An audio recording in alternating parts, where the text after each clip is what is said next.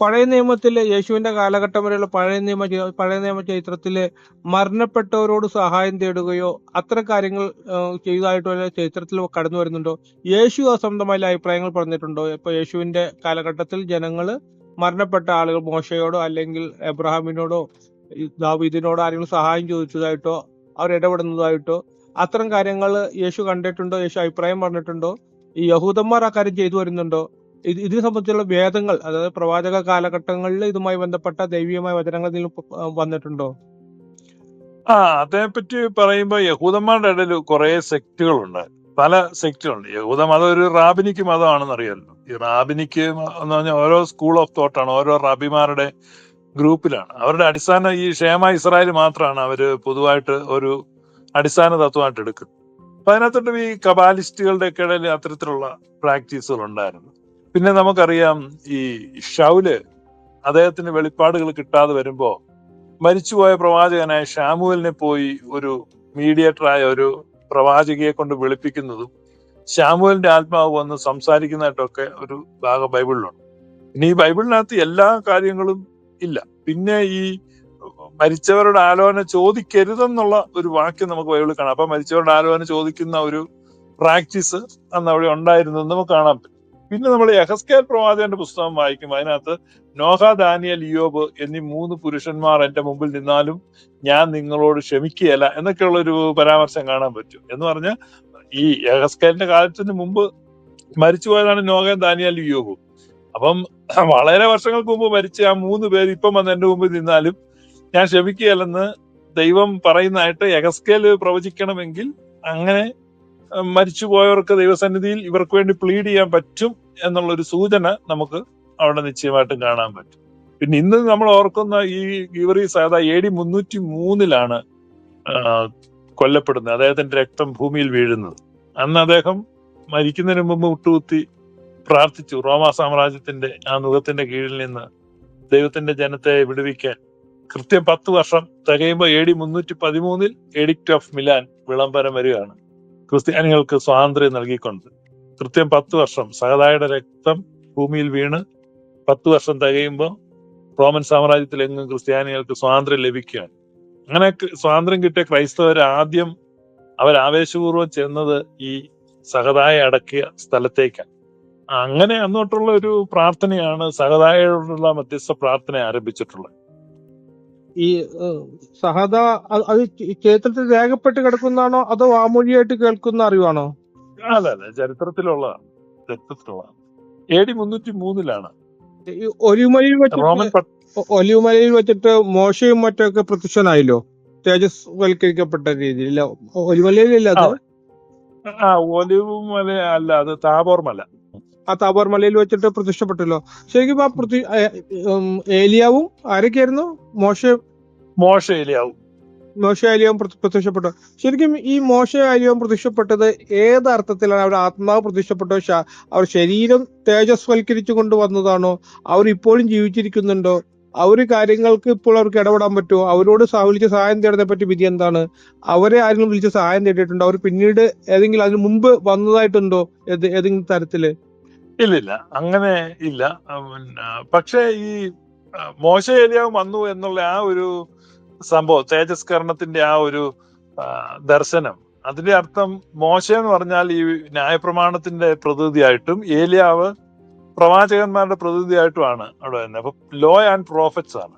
അപ്പം law and prophets were until John, saint Luke 16:16, ലൂക്കാസ് വിശേഷം 16:16. അപ്പൊ അതുകൊണ്ട് ഈ യേശുക്രിസ്തു വരുമ്പോഴേക്കും ഈ ന്യായപ്രമാണം പ്രവാചകന്മാരും മാറിയിട്ട് പുത്രന്റെ രാജ്യത്തിന് പ്രസക്തി വരുന്നു എന്നുള്ള, അപ്പൊ അവരുടെ രണ്ടിന്റെയും വഴിമാറ്റമാണ് അവിടെ കാണുന്നത്. ന്യായപ്രമാണത്തെയും പ്രവാചകന്മാരെയും മാറ്റിക്കൊണ്ട് ക്രിസ്തു വരുന്നു എന്നുള്ളതാണ് അവിടെ കാണുന്നത്. അതാണ് ഇത് 3 കൂടെ ഒരുമിച്ച് നമ്മൾ അവിടെ ഒരു ദർശനമായിട്ട് കണ്ടത്. പിന്നെ ഈ മരിച്ചുപോയവർ വരിക, അവരോട് സംസാരിക്കുക, അതൊരു ഈ ക്രിസ്ത്യൻ കോൺസെപ്റ്റില് അതൊരു ഒരു കാരണം ഈ മരിക്കുക എന്ന് പറയുന്നത് ഈ ലോകത്ത് ആളുകൾ കാണുന്ന പോലെ അല്ല ശരിക്കും ക്രിസ്ത്യൻസ് കാണുന്നത്. അത് ഒരു യാത്ര പോകുന്ന പോലെ. അതിനെ പറയുന്നത് ഡിപ്പാർട്ടഡ് സോൾസ് എന്ന്. ഡിപ്പാർച്ചർ എന്ന് പറഞ്ഞാൽ നമ്മൾ എയർപോർട്ടിലൊക്കെ കാണാം ഡിപ്പാർച്ചർ അറൈവൽ. അപ്പൊ ഈ ഡിപ്പാർച്ചർ എന്ന് പറഞ്ഞാൽ പുറപ്പെട്ടു പോയിരിക്കുന്നു. പഴയ കാലത്തൊക്കെ യാത്ര പോകുന്ന ആളുകള് അവരെ നമ്മൾ ഔട്ട് ഓഫ് സൈറ്റ് ആണ്, പക്ഷെ ഔട്ട് ഓഫ് മൈൻഡ് അല്ല. അവര് ഇപ്പൊ പഴയ കാലത്ത് ഇന്നത്തെ പോലെ മൊബൈൽ ഫോൺ ഇല്ല, വാട്സാപ്പോ അങ്ങനെയൊന്നും ഇല്ല. പോകുന്നവര് പോയിട്ട് അവരുണ്ടോ ഇല്ലയോ എവിടെയാണെന്നറിയില്ല. ബർമയ്ക്ക് പോയി, കൊളംബിന് പോയി, മലേഷ്യക്ക് പോയി, ചിലപ്പോൾ വർഷങ്ങൾ കഴിയുമ്പോൾ അല്ലെ പട്ടാളത്തിൽ പോയി. കുറെ വർഷങ്ങൾ കഴിയുമ്പോൾ അവരിങ്ങനെ ഒരു വെട്ടി തൂക്കി വരുന്നു, അപ്പൊ അവരെ കാണുന്നു. അപ്പൊ അങ്ങനെ പുറപ്പെടലാണ്, അവർ പോയിരിക്കുന്നു. അപ്പൊ ഡിപ്പാർട്ടഡ് സോൾ, വാങ്ങിപ്പോയവർ എന്ന് ഈ സുറിയാനി, മലയാളത്തിലുള്ള സുറിയാനിക്കാര് പറയും. ഡിപ്പാർട്ടഡ് സോൾസ് എന്ന് ഇംഗ്ലീഷിൽ പറയും. അപ്പൊ അത്ര ഒരു അർത്ഥമേ ഉള്ളൂ. അല്ല, മരിച്ചു എന്ന് പറഞ്ഞതുകൊണ്ട് അവരൊരിക്കലും ഇല്ലാണ്ടാകുന്നില്ല. അപ്പൊ ഇന്ന് സഭയെ സംബന്ധിച്ച് സഭ ഒരു പുഴയാണ്. സഭ ഒരു കെട്ടിടമായിട്ടല്ല സത്യത്തിൽ.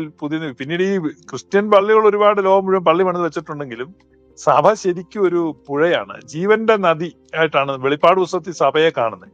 Church is A river of living water, ജീവനുള്ള നദി. എല്ലാരും ആ നദി ചെന്നെത്തുന്നിടത്ത് സകല പ്രാണികൾ ജീവിപ്പിക്കും. അപ്പൊ മനുഷ്യന്റെ സമസ്ത മേഖലകളെയും ജീവന്റെ ആ ചൈതന്യം കൊണ്ട് പ്രസരിപ്പിക്കുന്ന ഒന്നായിരിക്കണം സഭ. അപ്പൊ ആ ജീവചൈതന്യം എല്ലായിടത്തും എത്തിക്കുന്ന ഒരു വാഹിനിയായിട്ടാണ്, അപ്പൊ ദൈവത്തിന്റെ ആ ചൈതന്യത്തെ വഹിച്ചുകൊണ്ട് പോകുന്ന ഒരു പുഴയായിട്ടാണ് വെളിപ്പാട് പുസ്തകത്തിൽ കാണുന്നത്. ആ ദൈവസിംഹാസനത്തിൽ നിന്ന് ഇങ്ങനെ വരികയാണ് ആ ഒരു പുഴയായിട്ട്. അപ്പൊ ഈ ജീവജല നദി ഒഴുകുമ്പം അവിടെ ഒരു കാര്യമുണ്ട്, ആ നദിയുടെ ഇരുകരയിലും ജീവവൃക്ഷങ്ങൾ നിൽക്കുന്നു. എന്നിട്ട് പറയണം, ആ ജീവവൃക്ഷത്തിന്റെ ഇലകൾ ജാതികൾക്ക് രോഗശാന്തിക്ക് ഉതകുന്നു. അപ്പൊ ജീവവൃക്ഷങ്ങൾ നദിയുടെ ഇരുകരയിലുമാണ് നിൽക്കുന്നത്, ഇരുകരയിൽ. അപ്പൊ അതൊരു സമയപ്പുഴയായിട്ട് നമുക്ക് കാണാൻ പറ്റും. ടൈം, അപ്പൊ നദിയുടെ അക്കരെ നിൽക്കുന്നവര് വാങ്ങിപ്പോയിട്ടുള്ളവർ, ഇക്കരെ നിൽക്കുന്നവർ ഇപ്പൊ ജീവിച്ച് ശരീരത്തിൽ ഇരിക്കുന്നവരുമാണ്.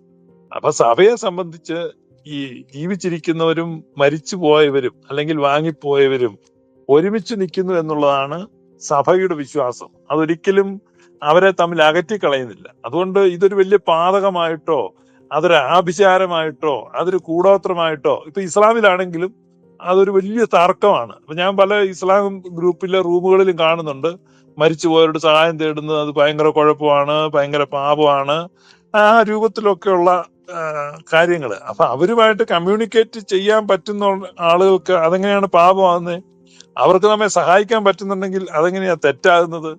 ഒരിക്കലും അത് തെറ്റല്ല. ഇപ്പം ആരാധനയ്ക്ക് വരുമ്പോ ക്രിസ്ത്യൻ ആരാധനയെ പറ്റി തന്നെ ബൈബിളിൽ പറയുന്ന എബ്രായ ലേഖനം 12-ാം അധ്യായത്തിൽ പറയുന്നത്, ഒരു ക്രിസ്ത്യൻ ആരാധനയിൽ വരുമ്പോ അവരടുത്തു വരുന്നത് സിയോൻ പർവ്വതത്തിനും ജീവനുള്ള ദൈവത്തിന്റെ നഗരമായ സ്വർഗീയ യെരൂശലേമിനും അനേകായിരം ദൂതന്മാരുടെ സർവ്വസംഘത്തിനും സ്വർഗത്തിൽ പേരെഴുതിയിരിക്കുന്ന ആദ്യജാതന്മാരുടെ സഭയ്ക്കും എല്ലാവരുടെയും ദൈവമായ ന്യായാധിപതിക്കും സിദ്ധന്മാരായ നീതിമാന്മാരുടെ ആത്മാക്കൾക്കും പുതുനിയമത്തിന്റെ മധ്യസ്ഥനായ യേശുവിനും ഹാബേലിന്റെ രക്തത്തെക്കാൾ ഗുണകരമായി സംസാരിക്കുന്ന പുണ്യാഹ രക്തത്തിനും അടുക്കലത്രേ നിങ്ങൾ വന്നിരിക്കുന്നത്. 8 കാര്യങ്ങൾ അവിടെ പറയുന്നു. അപ്പൊ ഇതെല്ലാം കൂടെ അല്ല ചുമ്മാ ദൈവം ഒരിടത്തിരിക്കുന്ന ദൈവത്തിന്റെ അടുത്ത് പോയി ആരാധിക്കുകയല്ല. അപ്പൊ ദൈവസന്നിധിയിലേക്ക് ആരാധിക്കാൻ വരുമ്പോ അവിടെ ദൂതന്മാരുണ്ട്, അവിടെ വാങ്ങിപ്പോയ നീതിമാന്മാരായ വിശുദ്ധന്മാരുടെ ആത്മാക്കൾ അവിടെ സന്നിഹിതരാണ്, അവിടെ സ്വർഗത്തിൽ പേരെഴുതിയിട്ടുള്ള ആദിജാതന്മാരുടെ സഭ മുഴുവൻ അവിടെ സന്നിഹിതരാണ്, പുതുനിയമത്തിന്റെ മധ്യസ്ഥനായ യേശുക്രിസ്തു ഉണ്ട്, യേശുവിന്റെ രക്തമുണ്ട്. ഇതെല്ലാം അവിടെ പ്രസന്റ് ആണ്. അവരുടെ അടുക്കൽ വന്നിട്ട് ഈ ഒരു വലിയ കൂട്ടായ്മയാണ്. അപ്പൊ അവിടെ ജീവിച്ചിരിക്കുന്നവരെയും വാങ്ങിപ്പോയവരുടെയും കൂടെ ഒരു സംയുക്ത സമ്മേളനമാണ് ക്രിസ്ത്യൻ വർഷിപ്പ് എന്ന് ബൈബിളിൽ എഴുതി വെച്ചിട്ടും അത് മനസ്സിലാക്കാൻ പറ്റാതെ അനേക ആളുകൾ, പെന്തക്കോസ്ത് വിഭാഗത്തിൽപ്പെട്ട ആളുകളൊക്കെ ഇതിനെ പരിഹസിച്ച് നടക്കുന്നുണ്ട്. അതേ അനുഭവമാണ് ഇസ്ലാമിലുള്ളത്. ഇസ്ലാമിനെ സംബന്ധിച്ച് ഒരു മതം ആ ജീവസുറ്റതാകണമെങ്കിൽ അതിന് ഈ മിസ്റ്റിക്കൽ ഫാക്ടർ വേണം. ഈ മിസ്റ്റിക്കൽ ഫാക്ടറിനെ എടുത്തു കളഞ്ഞു കഴിഞ്ഞാൽ അത് നമ്മൾ പൈനാപ്പിളിന്റെ ജ്യൂസ് അടിച്ചു മാറ്റിയിട്ട് അതിന്റെ പിശിലിടുന്ന പോലെയുള്ളൂ. അതുപോലെയാണ്. അല്ലെങ്കിൽ ഒരു മനുഷ്യന്റെ ജീവൻ പോയി കഴിഞ്ഞാൽ ആ ഡെഡ് ബോഡിയാണ്, കണ്ടാൽ അതുപോലെയൊക്കെ ഇരിക്കും, മൂക്കുണ്ട്, ചെവിയുണ്ട്, കണ്ണ്, പക്ഷെ ശവമാണ്. അതാണ് വെളിപ്പാട് പുസ്തകത്തിൽ പറയുന്നത്, ജീവനുള്ളവനെന്ന് നിനക്ക് പേരുണ്ടെങ്കിലും നീ മരിച്ചവനാണ്, പോയില്ലേ. അപ്പൊ ജീവനുള്ളവനെന്ന് പേരേ ഉള്ളൂ. അപ്പൊ ആ ഒരു മതത്തിന്റെ ചൈതന്യം അതിന്റെ മിസ്റ്റിസിസത്തിലാണ്. അപ്പൊ അതാണ് ലൈഫ് ഗിവിങ് എനർജി. അപ്പൊ അതെന്ന് പറഞ്ഞു കഴിഞ്ഞാൽ ഈ മരണത്തിന് ശേഷം ഒന്നുമില്ല, അതിനപ്പുറത്ത് എന്താണെന്ന് അറിയത്തില്ല, അവരുമായിട്ട് ബന്ധമില്ല. അപ്പൊ അങ്ങനെ വന്നു കഴിയുമ്പോ ഈ ലോകത്തിൽ മാത്രം ലിമിറ്റഡ് ആണ്. അത് ഒരു ഓർഗനൈസേഷൻ ആണ്. അതിപ്പോ നമ്മുടെ നാട്ടിൽ ഇപ്പൊ DYFI, SNDP അങ്ങനെയൊക്കെ ഒത്തിരി സംഘടനകളുണ്ട്. അതുപോലെ ഒരു സംഘടന മാത്രമായി അധപ്പതിക്കുകയാണ്. അപ്പൊ ഈ ലോകത്തെയും വരുവാനുള്ള ലോകത്തെയും കൂടെ ഒരുമിച്ച് കണക്ട് ചെയ്ത് നിർത്തുന്ന ഒന്നാണ് ആത്മീയത, സ്പിരിച്വാലിറ്റി. അപ്പൊ ഒരു മതത്തിൽ സ്പിരിച്വാലിറ്റി ഉണ്ടെങ്കിൽ ആ മതം ഈ രണ്ട് ലോകത്തെയും കൂടെ സ്പർശിക്കുന്നതായിരിക്കും. അപ്പൊ ഇരുലോക സ്പർശമായിട്ടുള്ള, ഇരുലോകത്തെയും സ്പർശിക്കുന്ന ആരാധനാക്രമവും ഇരുലോകത്തെയും സ്പർശിക്കുന്ന ഉപദേശവും ഇരുലോകത്തെയും സ്പർശിക്കുന്ന ആചാരങ്ങളും അനുഷ്ഠാനങ്ങളുമുള്ള ഒന്ന് മാത്രമേ യഥാർത്ഥ മതമാകത്തുള്ളൂ. അപ്പൊ ആ ഒരു രീതി നോക്കുമ്പോൾ ഈ പ്രൊട്ടസ്റ്റന്റുകാര് ആ മതത്തിന്റെ എന്താണ്, അതിന്റെ ആന്തരിക ചൈതന്യത്തെ നിഷേധിക്കുകയാണ്, എന്നാൽ അതിന്റെ ബാഹ്യരൂപത്തെ അതേപടി നിലനിർത്തുകയാണ്. ഇത് ഞാൻ പറഞ്ഞിട്ടല്ല, പൗലോസ് ശ്ലീഹായുടെ വാക്കാണ്. അദ്ദേഹം പറയാണ്, അന്ത്യകാലത്ത് ഭക്തിവിരുദ്ധരായ മനുഷ്യർ നുഴഞ്ഞു കയറി വരും. അവരെന്ത് ചെയ്യും? അവര് മതത്തിന്റെ ബാഹ്യരൂപത്തെ അതേപടി നിലനിർത്തിക്കൊണ്ട് അതിന്റെ ആന്തരിക ചൈതന്യത്തെ നിഷേധിക്കുന്നവരായിരിക്കും. അപ്പൊ ഈ ആന്തരിക ചൈതന്യ നിഷേധം ക്രിസ്ത്യാനിറ്റിയിൽ സംഭവിച്ചു. അതാണ് പ്രൊട്ടസ്റ്റന്റിനിസത്തിന്റെ ഉദയം. അതിന്റെ എക്സ്ട്രീമിസമാണ് ഈ പെന്തക്കോസ്തിൽ നമ്മൾ കാണുന്നത്.